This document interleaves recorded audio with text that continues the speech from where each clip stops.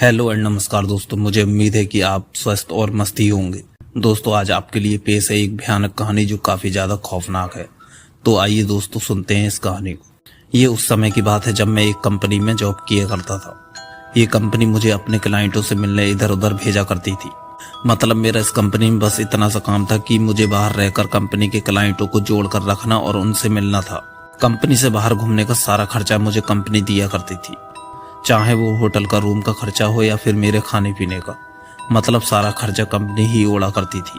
दोस्तों, सच कहूँ तो मुझे बचपन से ही बाहर घूमना बहुत ज़्यादा पसंद था। मुझे नौकरी ऐसी मिल गई थी जो मेरे को सूट करती थी। इस कंपनी के साथ काम करके मुझे बहुत ही ज़्यादा मज़ा आने लगा था। शायद मेरी एकदम से किस्मत ही खुल गई थी। जब भी मुझे मेरी कंपनी बाहर भेजती थी तो मुझे किसी न किसी होटल में रुकना पड़ता था और रात काटने के लिए रूम भी लेना पड़ता था। कुल मिलाकर दोस्तों, मेरी लाइफ बहुत ही अच्छी चल रही थी। लेकिन दोस्तों, जब बुरा समय आता है तो कह के नहीं आता है, वह तुरंत आ जाता है। ऐसा ही मेरे साथ हुआ। मेरा एक रात के लिए बहुत ही बुरा समय आया जो मुझे भोगना पड़ा। एक बार मैं किसी होटल में रुका और उस होटल में रूम भी लिया। इस होटल और रूम में मैंने 2 रातें काटी। इन भयानक रातों की कड़वी सच्चाई मैं आपको शेयर कर रहा हूँ, तो गौर से सुनिएगा। दोस्तों, मेरा नाम विक्की है और मैं दिल्ली का रहने वाला हूँ। मेरी कंपनी मुझे किसी क्लाइंट से मिलने गोवा भेज रही थी। इस क्लाइंट से मिलने के लिए मुझे गोवा 2 दिन पहले पहुंचना था, ताकि सारी तैयारी पहले से ही सही ढंग से मैं कर सकूं। दोस्तों, मैं 2 दिन पहले गोवा पहुंच गया और मैंने एक होटल में रूम ले लिया। मुझे 105 नंबर का रूम दिया गया था।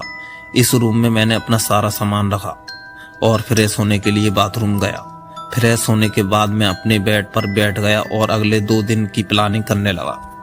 प्लानिंग करते करते रात के करीब 10:30 बज गए थे। जब मुझे ज़्यादा समय हो जाता है तो मैं सोने के लिए अपने बेड पर लेट जाता हूँ, क्योंकि मुझे सुबह जल्दी किसी काम से उठना था।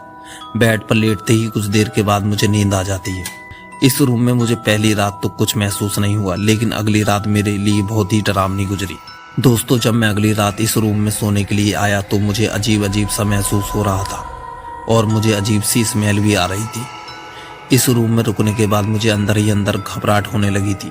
इस तरह का अनुभव मेरी लाइफ में पहली बार हो रहा था। फिलहाल दोस्तों, मैंने सब कुछ अपने दिमाग से निकाला और बेड पर सो गया। इसके बाद जो मेरे साथ हुआ वो बहुत ही चौंकाने वाला था। दोस्तों, रात के करीब 12:30 बजे मुझे कुछ खटखटाने की आवाज़ सुनाई दी। ये आवाज़ कहीं और से नहीं बल्कि मेरे बेड के नीचे से आ रही थी। खटखटाने की आवाज़ सुनकर मैं अचानक से उठा और अपने बेड के नीचे चारों तरफ देखा, लेकिन मुझे कुछ भी दिखाई नहीं दिया। क्योंकि दोस्तों, जैसे ही मैंने अपने बेड के नीचे देखा तो तुरंत खटखटाहट की आवाज़ आना बंद हो गई। मैंने सोचा कि शायद कोई चूहा होगा जो मेरे बेड के नीचे कुटर कुटर कर रहा होगा। मैंने इस चीज़ को इग्नोर किया और दोबारा से सो गया। लेकिन दोस्तों, मुझे अंदाज़ा नहीं था कि अगले कुछ घंटों के बाद मेरे साथ क्या होने वाला है। फिर रात के करीब 1:30 बजे मुझे ज़ोरों से पेशाब लगी और मैं पेशाब करने बाथरूम चला गया।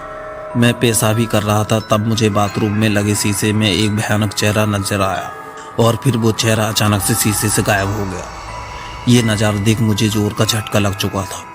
मेरी सांसें कुछ मिनट के लिए थम सी गई थी और मैं सोचने पर मजबूर हो गया था कि आखिर ये कैसे हुआ, क्योंकि मेरे अलावा इस रूम में कोई और मौजूद नहीं।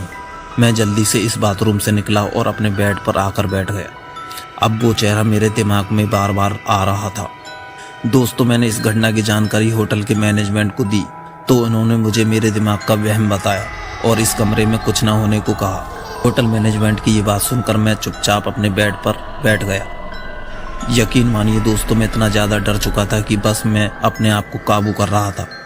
मेरी नींद अब पूरी तरीके से भाग चुकी थी। बस मैं सिर्फ सुबह होने का इंतजार कर रहा था। जैसे ही सुबह हो मैं वैसे ही यहाँ से निकलूँ। दोस्तों, 2 बजे के करीब इस रूम की सारी लाइटें जलने बुझने लगी थी और इधर उधर रखा सामान भी अपने आप गिरने लगा था। ये सब देखकर मुझे पक्का यकीन हो गया था कि यहाँ पर कोई नकारात्मक ऊर्जा मौजूद है जो इस तरह की हरकतें कर रही है। ये सब नज़ारा देख मेरी दिल की धड़कनें बहुत तेज़ी से धड़कने लगी थी। मैं इतना डर चुका था कि बस मेरा दिल ही जानता था। ये सब होने के बाद इस रूम से डरावनी चीख की आवाज़ मुझे सुनाई दी। ये चीख उस रूम के बाथरूम से आ रही थी। जब मैंने ये चीख भरी आवाज़ सुनी तो मैं अपने बेड से उठा और अपने दरवाजे को खोलने की कोशिश करने लगा, लेकिन दरवाज़ा नहीं खुला। मुझे ऐसा लगा कि जैसे किसी ने उस दरवाजे को बाहर से लॉक कर दिया है। दोस्तों, इस रूम से भागने का कोई भी रास्ता मेरे पास नहीं बचा था, लेकिन बचा था वो था भगवान का नाम। मैंने वही किया और मैं रात भर भगवान का नाम जपता रहा। अब इस रूम की सारी लाइटें बंद हो चुकी थी। मैं अंधेरे में इस रूम में अकेला बैठा था और मौत का इंतजार कर रहा था। मैं भगवान से बार बार प्रार्थना कर रहा था कि कैसे भी भगवान मुझे इस आफत से बचा ले। मैंने तय कर लिया था कि ये रात मेरी आखिरी रात होगी, लेकिन मुझे सिर्फ भगवान पर भरोसा था। ये भयानक मंजर मेरे साथ सुबह के 4 बजे तक चलता रहा। 4 बजे के बाद रूम की सारी लाइटें अपने आप जलने लगीं और जो भयानक चीखें आ रही थी वह भी बंद हो गईं। मैंने तुरंत अपने रूम का दरवाजा खोला और मैं इस रूम से बाहर भागा। ये सब होने के बाद मैंने होटल मैनेजमेंट को खरी खोटी सुनाई। दोस्तों, मैं इतना डरा हुआ था कि मेरा सामान उसी रूम में रह गया था, तो मैंने होटल के एक बंदे को भेजकर अपना सामान मंगाया। इस होटल से बाहर जाने के बाद मैंने भगवान का बहुत धन्यवाद किया, क्योंकि भगवान की वजह से मेरी जान बची थी। दोस्तों, ये थी रूम नंबर 105 की आप बीती कहानी। तो दोस्तों, आप क्या कहना चाहते हैं इस रूम के बारे में, हमें कमेंट में ज़रूर बताएं।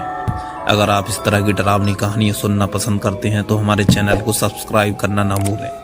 इस कहानी को लाइक और अपने दोस्तों के साथ इस वीडियो को शेयर करना ना भूलें। तो नमस्कार दोस्तों, मिलते हैं एक नई कहानी में।